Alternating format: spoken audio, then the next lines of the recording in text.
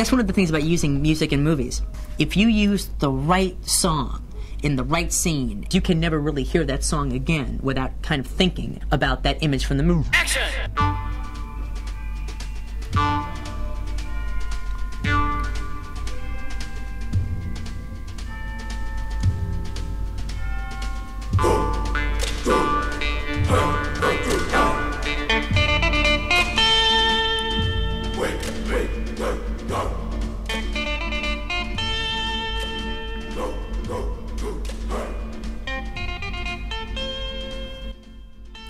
Bonjour à tous et bienvenue dans ce troisième Soundtracks destiné aux hommes, aux vrais. Ceux qui n'ont pas peur des duels dans les villes désertes, ceux qui raffolent des affrontements dans les saloons, des verres qui éclatent ou encore des chevauchées interminables dans les vastes plaines. La semaine dernière, on vous avait laissé en plein milieu de la nature, au bord des routes. Cette semaine, on vous prend en stop et direction le Grand Ouest américain, à dos de cheval cette fois-ci. Vous l'aurez deviné, aujourd'hui dans Soundtracks, on va vous parler des westerns. Au travers des grands classiques, aux nouveautés, en passant par des films plus décalés, nous allons passer cette session à vous présenter des westerns en tout genre. Parler du western, c'est vous parler d'une Amérique naissante, d'habitants qui, après avoir débarqué sur la côte Est, ont voulu étendre leur nation de l'océan Atlantique jusqu'au Pacifique. La conquête de l'Ouest, c'est la base du manuel de l'histoire américaine. Au XIXe siècle, le terme western était utilisé en littérature pour définir les romans dont l'intrigue se passait dans l'Ouest de l'Amérique naissante. Le cinéma s'en est ensuite emparé et a permis de faire entrer le western dans l'imaginaire collectif universel. D'abord grâce au cinéma muet, qui a été contemporain de la fin de cette extension, puis ensuite, ils ont donné la parole à des cow-boys qui ont incarné à l'écran les valeurs américaines. Ces valeurs ont sans cesse évolué au fil des années et au fil des films. Soundtracks va aujourd'hui parcourir cette épopée de l'Ouest. Je viens de vous le dire, les valeurs américaines ont évolué au fil des films. On peut même dire que cette évolution se lie à travers des rôles de John Wayne et des films du réalisateur John Ford. Ils vont vraiment construire à eux deux le mythe de la conquête de l'Ouest. Et donc le premier film auquel je vais vous parler, c'est La Chevauchée Fantastique. C'est un film de 1939 et justement on va voir à l'écran John Wayne dans un film de John Ford. Et ce film va véritablement donner une nouvelle impulsion à leur carrière, mais également au genre du western. Car il faut savoir qu'avant ce film, le western était enfermé dans ce qu'on appelle la série B. Alors la série B, qu'est-ce que c'est? Ce sont des films à bas budget et tournés très vite et à la chaîne. Alors ce film va marquer l'entrée du western dans la période classique. Qu'est-ce que la période classique dans le western? Ce sera tout simplement des films basés sur les valeurs universelles telles que le manichéisme, c'est-à-dire le bon cow-boy opposé au méchant bandit, à la cavalerie américaine qui est juste et bonne et qui permettra aux héros de s'extraire souvent de certaines impasses. Mais c'est également l'occasion de montrer que les Indiens étaient mauvais, étaient une menace à la civilisation. Alors pourquoi Hollywood a voulu montrer cette mauvaise image des Indiens?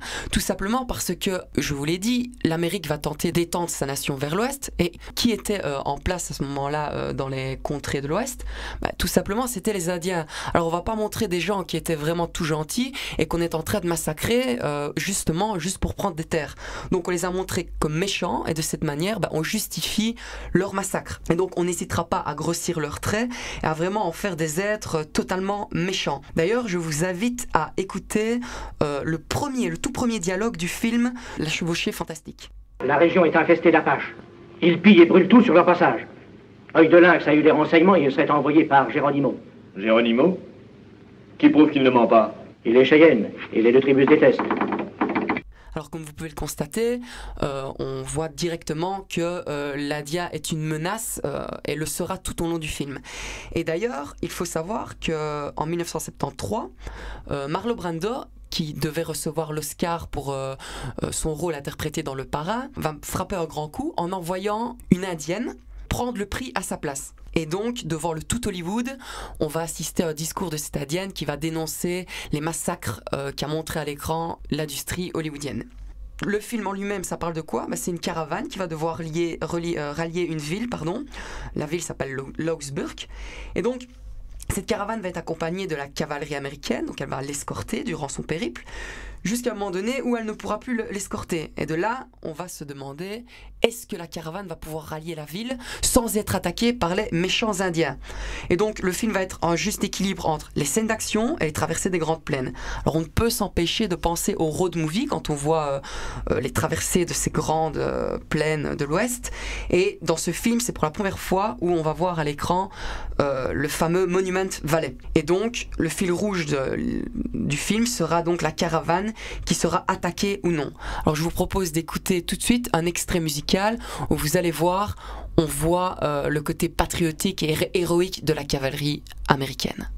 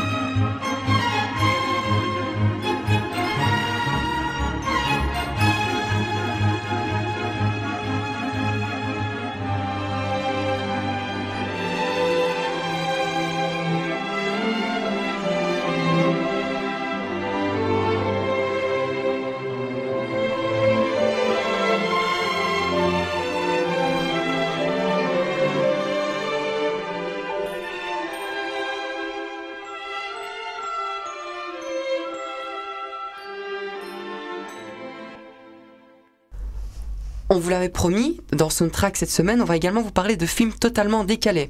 Et c'est l'occasion pour moi de vous présenter une petite nouvelle dans l'équipe, elle s'appelle Verena. Alors Verena, bonjour. Oui, bonjour.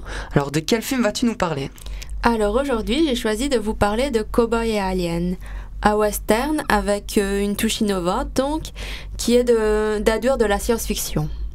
L'histoire, elle se passe au milieu des années 80, au Nouveau-Mexique, en pleine conquête de l'Ouest. Donc un homme qui est Daniel Craig, qui a perdu tout souvenir, se retrouve dans une petite ville abandonnée, où il est un peu livré à lui-même. Sa seule trace d'avant, en fait, c'est un bracelet à son poignet. Il ne sait pas d'où ça vient également. Alors que la ville est sous l'emprise d'un colonel, les habitants vont être confrontés à une menace bien plus importante qui est venue d'ailleurs. Et sortir un mensonge aussi con que celui-là, t'as rien de mieux à me vendre. Il y a eu des lumières blanches, je vous jure, comme des éclairs. Donc il y a eu comme des éclairs. Tu t'es vautré dans la rivière, et quand t'as émergé, deux de mes meilleurs vachers s'étaient évaporés.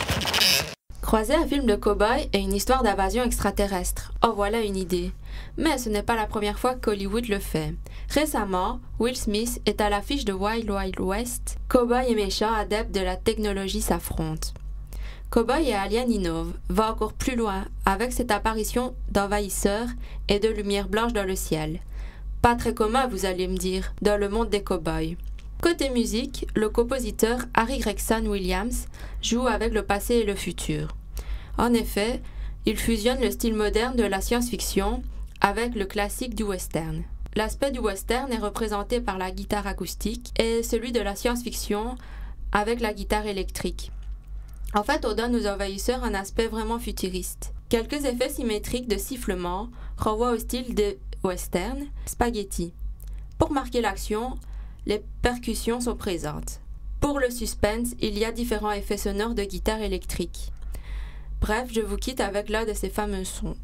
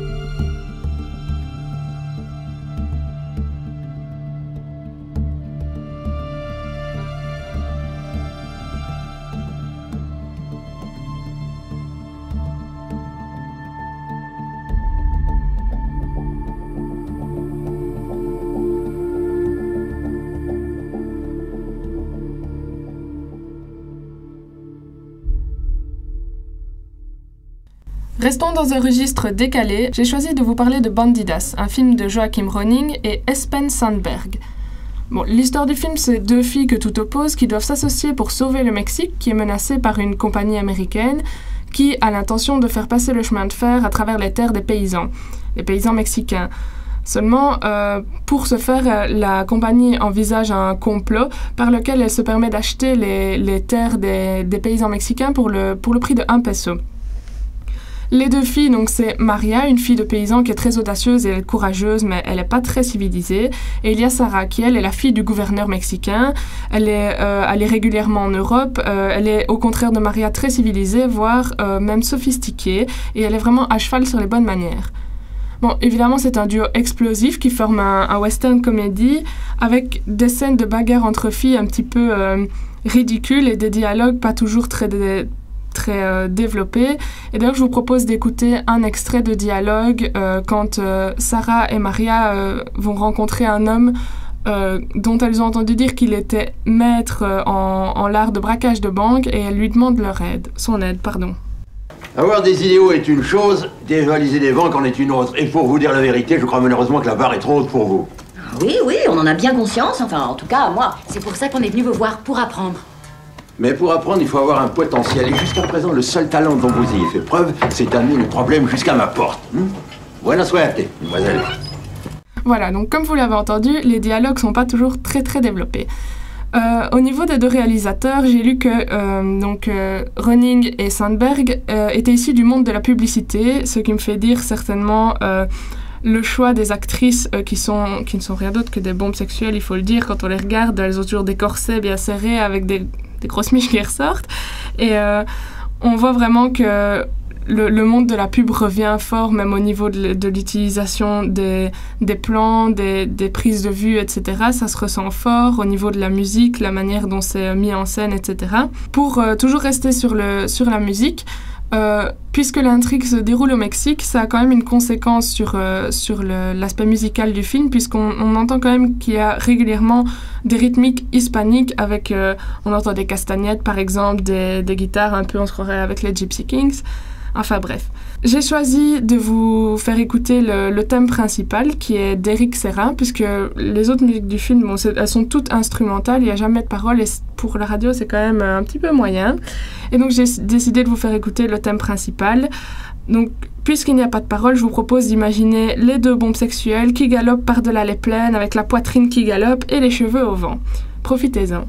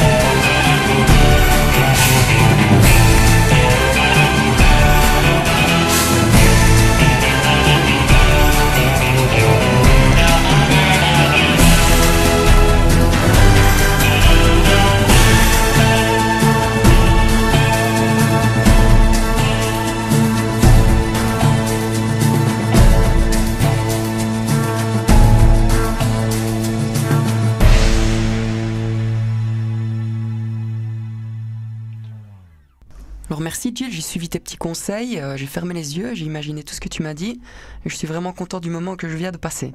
Alors de retour maintenant aux choses sérieuses. Alors après avoir parlé de 2 westerns un peu décalés, on va revenir à un style un peu plus sérieux, comme je viens de vous le dire. Alors, il faut savoir que dans les années 60, le western américain peine à se renouveler et est vraiment sur le déclin, malgré des budgets toujours de plus en plus importants investis par l'industrie hollywoodienne pour le western. Il y a un second souffle qui viendra d'Europe et plus précisément d'Italie. Alors Jill, sais-tu quel genre de western va naître en Italie ? Je suis quand même en option artistique, donc je sais que c'est le western spaghetti. De plus, c'est pas très compliqué au niveau vocabulaire. Alors western spaghetti, pourquoi ? Tout simplement, il faut savoir que c'est les Américains qui ont donné le nom à ce genre, parce que c'était à la base, c'était vraiment pour se moquer de Sergio Leone, qui est un Italien qui est vraiment considéré comme l'un des pères du western spaghetti. Donc il sera vraiment méprisé outre-Atlantique, et parce qu'en fait ces films seront tout simplement jugés caricaturaux. Alors il y a, c'est vrai, un jeu d'acteurs très appuyé, une utilisation des gros plans à outrance, mais pour Leone, c'est vraiment créer son style. Il veut en aucun cas, il se prend en aucun cas au sérieux en filmant de cette manière. Donc il y aura vraiment une rupture avec les caractéristiques du western classique dont je vous ai parlé précédemment. Alors le héros n'est plus tout simplement un cow-boy gentil au grand cœur. Là par exemple, dans le film que je vais vous parler, donc et pour quelques dollars de plus, le héros est un chasseur de primes. Alors il évolue dans un univers très sale, brutal, et donc il ne sera pas question de mettre en avant les valeurs américaines. Alors on montre à l'écran violence, sexe et argent. Et c'est la loi de celui qui dégaine le plus vite qui va régner là-bas. Il faut savoir que le western spaghetti est d'un genre très populaire, grand public, et on ne va pas se compliquer la tâche avec des psychologies très poussées pour les personnages. Pour répondre à la critique, Sergio Leone va faire un petit clin d'œil tout au long de ses films, et je vous invite même à écouter un dialogue qui a lieu entre un shérif et Clint Eastwood qui est chasseur de primes. Vous allez voir, c'est vraiment un petit clin d'œil assez acide quand on voit Sergio Leone à tous ses détracteurs américains. Dites donc, $2000, c'est une belle somme. C'est ce qu'on me paie en 3 ans.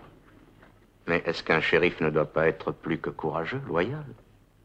Et avant tout honnête ? C'est certain. Revenons maintenant au côté musical des films western spaghetti. Alors, on va pas commencer à s'étendre sur le sujet. Il y a un maître incontestable et incontesté. Vous le connaissez tous. Il s'agit d'Ennio Morricone. Alors, il va collaborer sur tous les films de Sergio Leone. Et donc, il va même introduire une nouveauté dans le cinéma, c'est que chaque personnage aura son thème musical propre. Donc, elle va accompagner les actions de chaque personnage, elle va amplifier les moments des duels, et elle va même adoucir les traits de caractère de certains personnages. Alors, Ennio Morricone va tout simplement donner une dimension narrative comme jamais à la musique. D'ailleurs, malgré la grande qualité des films de Sergio Leone, il faut avouer qu'on ne retiendra qu'une seule chose, c'est la musique. Et j'ai envie de dire que c'est vraiment parfait pour l'émission Soundtracks. Vous allez tout de suite entendre donc une musique composée par Ennio Morricone pour le film et pour quelques dollars de plus. Et vous allez voir, au début de la musique, vous entendez un petit son qui fait référence à une boîte à musique. Et en fait, il faut savoir que ce petit son va être l'intrigue principale du film de Sergio Leone. Et donc, là, on voit vraiment que la musique va prendre une place intégrale dans le schéma narratif du film de Sergio Leone. Je vous invite à écouter la chanson donc de Ennio Morricone, La Resa dei Conti.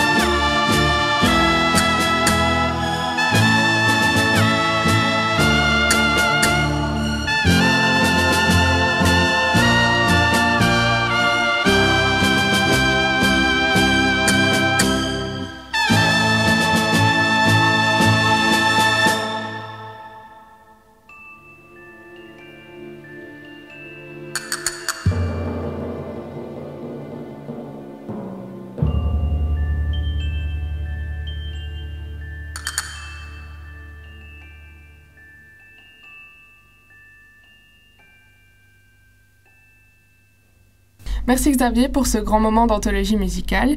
Et quant à moi, je vais vous parler d'un film qui diffère un petit peu de celui dont Xavier vient vous parler, puisque on s'attarde ici sur la psychologie des personnages.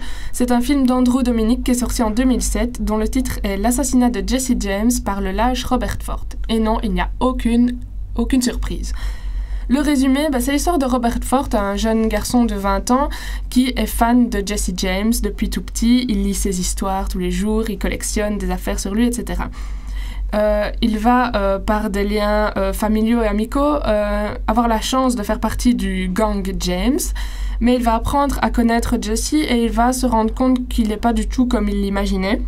Donc il va un petit peu déchanter et il va changer son opinion face à Jesse James et suite à un contact avec le shérif, il va devenir comme un infiltré. Donc Jesse James, au fur et à mesure, devient de plus en plus sombre dans le film. Et Robert Ford, lui, qui est infiltré, entre guillemets, va devoir le tuer, puisque Jesse James a quand même décidé de le garder dans son équipe. Donc, comme je vous l'ai dit, il n'y a pas d'intrigue, donc je ne vais pas vous gâcher le film. Robert Ford finit par tuer Jesse James. Mais le retournement de situation, c'est qu'en fait... ça s'est pas du tout passé comme Robert le pensait, puisque Jesse James n'était plus considéré comme un criminel par les citoyens, mais plutôt comme un héros. Et c'est Robert Ford qui l'a tué, qui lui a fini par être considéré comme un criminel et un lâche. En fait, quand on regarde le film dure 2h30 et pendant 2 heures on s'ennuie et il se passe tout pendant la dernière demi-heure. Il faut... pendant 2 heures, on voit juste les personnalités de chacun et c'est pendant la dernière demi-heure qu'on commence à s'attacher presque à Jesse James, à lui trouver une mélancolie et vraiment une dépression attirante et qu'on se rend compte que Robert Ford, qu'on trouvait presque mignon au départ et ignorant... En fait, t'es en train de nous dire que c'est un joli clin d'œil au western classique. Là, pendant 1h30, le spectateur est promené, on pense que le gentil est gentil, mais au final... on va un peu voilà, en gros c'est ça, il y a vraiment... Jesse James a toujours eu une image de héros auprès des gens, mais un héros criminel. Mais lorsqu'il a été tué par Robert Ford, il a vraiment... là, il a gardé son image de héros et on en a presque oublié tous les crimes qu'il avait commis et c'est Robert Ford qui a payé, quoi. Ici, c'est surtout... comme tu l'as dit, un western classique, mais surtout crépusculaire, puisqu'on est face à des anti-héros, comme on l'a dit, sans scrupules, ou très peu en tout cas. Ils veulent simplement servir leurs propres intérêts au détriment des autres et de la loi, puisque Robert Ford, il le dit, il veut pas mourir oublié. Mais il se rend pas compte qu'en gros, il va courir à sa perte en faisant ce qu'il a fait. Et c'est surtout un drame psychologique, puisque pendant 2 heures, on est un petit peu dans la tête... Des personnages. Alors, il y a quelque chose de particulièrement énervant dans ce film, c'est que tous les personnages qui ont peur de Jesse James, donc environ 90% des personnages du film, ont l'air constipés à chaque fois qu'ils lui parlent. Ils parlent vraiment de manière saccadée, ils sont toujours sur le point de pleurer, ils laissent des grands silences, et ça, c'est vraiment particulièrement lourd à écouter. Et les dialogues sont vraiment parfois pas très développé. D'ailleurs, je vous propose d'écouter un dialogue lorsque Wood, le cousin de Jesse James, vient de se faire tuer par Robert Ford parce qu'il menaçait son ami. Et vous allez écouter, vous verrez que c'est pas toujours très très logique dans ce qu'il se dit. Wood, t'étais vraiment quelqu'un de bien. J'espère que tu souffres pas atrocement. Je t'offrirais bien à boire, mais j'aurais peur que ça t'étouffe. Tu vas manquer à la petite Aïda. Et au reste de la famille. Donc voilà, aujourd'hui au XXe siècle, ce genre de dialogue peut paraître un petit peu risible. Le positif de ce film, parce que oui, il y a du positif, c'est vraiment au niveau du visuel. Les plans et les prises de vue sont magnifiques. On a toujours l'impression d'être devant des cadres avec des photos ou des peintures. C'est vraiment superbe. Les couleurs sont magnifiques et il y a un aspect très poétique qui est sublimé justement par la bande-son. La bande-son, elle a été réalisée par Nick Cave et Warren Ellis et elle est particulièrement instrumentale et très orchestralisée et vraiment très très calme. Cette bande-son, elle met l'accent sur les émotions les plus sombres des personnages et elle sublime vraiment aussi bien les émotions que les prises de vue, les paysages, etc. Moi, si j'avais un conseil à vous donner, ce serait de regarder le film sans les dialogues, mais en gardant juste les images et la musique parce que elles sont vraiment magnifiques, mais les dialogues ne servent pas à grand-chose et ils sont plus ennuyants qu'autre chose. Je savais pas trop quel morceau choisir pour vous illustrer ça, donc j'ai finalement choisi le plus rythmé entre guillemets ou le moins calme, qui est composé avec des instruments qui sont moins orchestraux justement que les autres morceaux, puisqu'on a principalement de la guitare. Et ce morceau, c'est La légende de Jesse James de Nick Cave et Warren Ellis.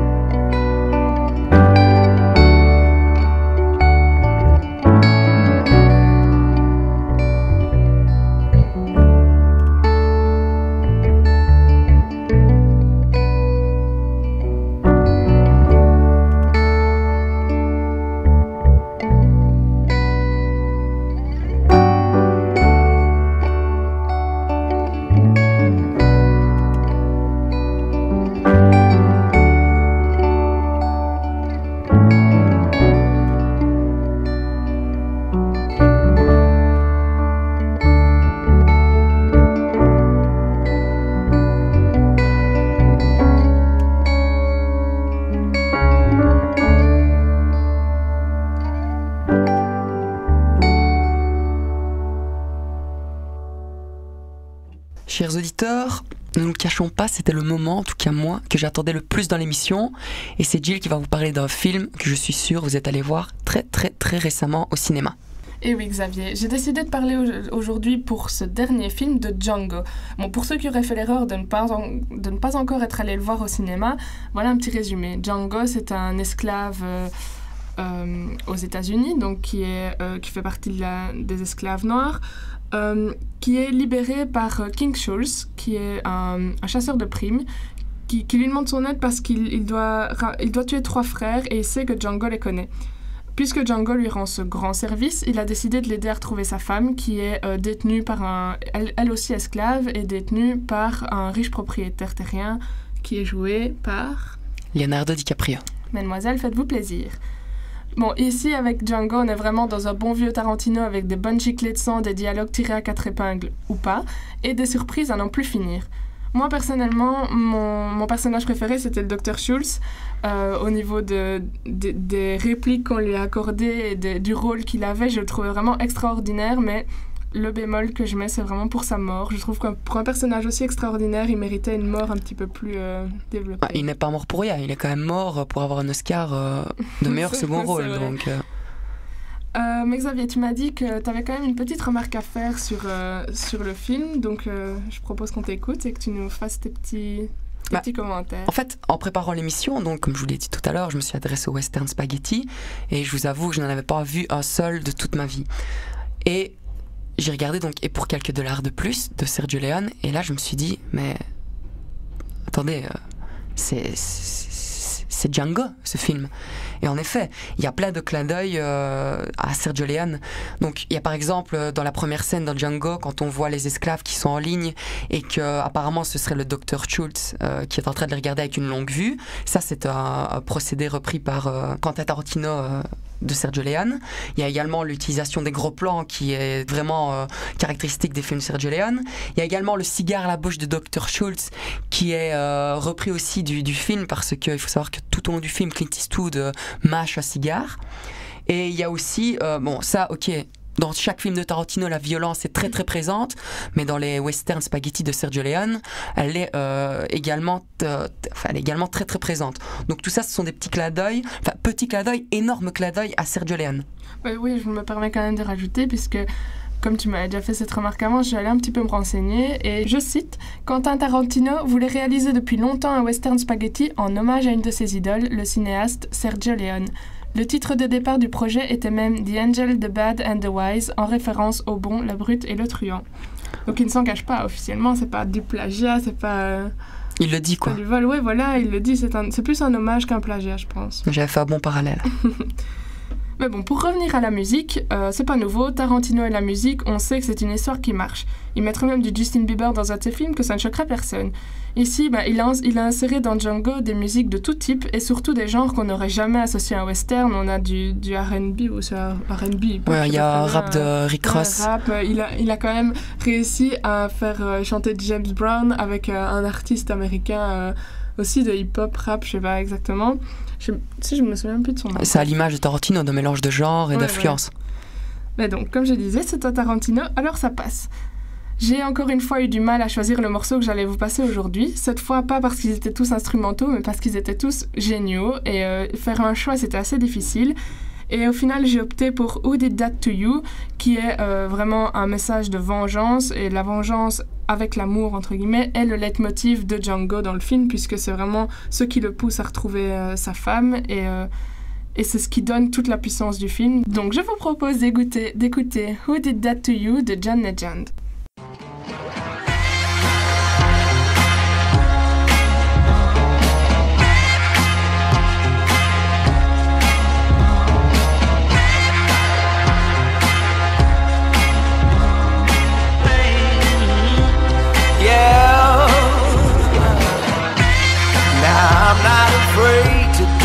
Lord's word. He said vengeance is his, but I'ma do it first. I'm gonna handle my business in the name of the law. Oh, now if he made you cry, oh, I gotta know. If he's not ready to die, he best prepare for it. My judgment's divine, I'll tell you who you can call. You can call. You better call the police, call the coroner, call up your priest, have to warn ya. Won't be no peace when I find that fool. Put it back to you, yeah. Who did that to you, my baby? Who did that to you? Gotta find that fool. Who did that to you? Now I don't take pleasure in a man's pain, but my wrath will come down like the cold rain, and there won't be no shelter, no place you can go. Hey, hey, hey, it's time to put your hands up, time for surrender. I'm a vigilante, my lost defender. You're a wanted man, and everybody knows. Yeah, you better call the police, call the coroner, call up your priest, have to warn ya.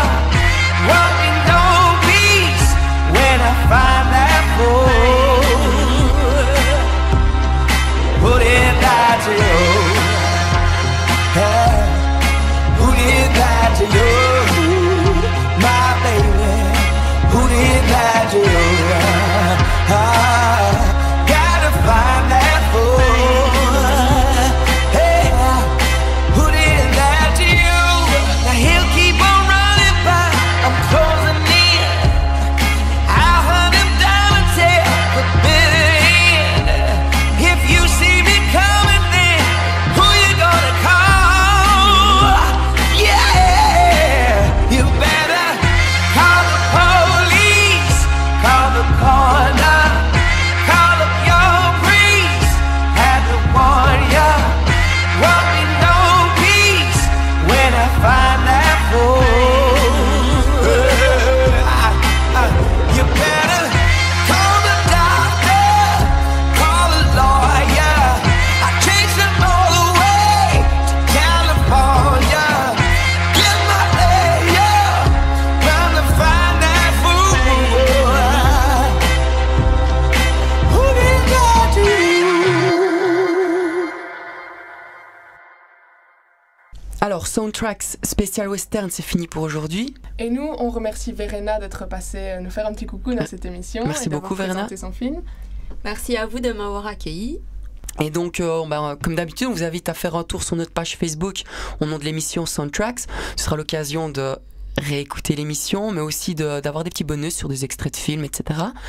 J'ai juste un petit truc à dire. La semaine prochaine, moi, je ne serai pas là parce que je vais me dorer la pilule à Rome. Donc, je vous laisserai tout seul avec Xavier. Je ne sais pas ce qu'il va vous préparer, mais j'espère que ça vaudra de l'or. Moi, je peux déjà vous annoncer que donc ce sera vraiment un mâle aux commandes de l'émission. Donc, à mon avis, on va baser Soundtracks la semaine prochaine sur des films qui transpirent la testostérone. Je ne sais pas encore ce que je vais vous préparer, mais je vais vous concocter un petit Soundtracks digne de ce nom. Donc en attendant, portez-vous bien et soyez présents la semaine prochaine, ça se passera entre hommes. Et moi je vous dis à dans 2 semaines.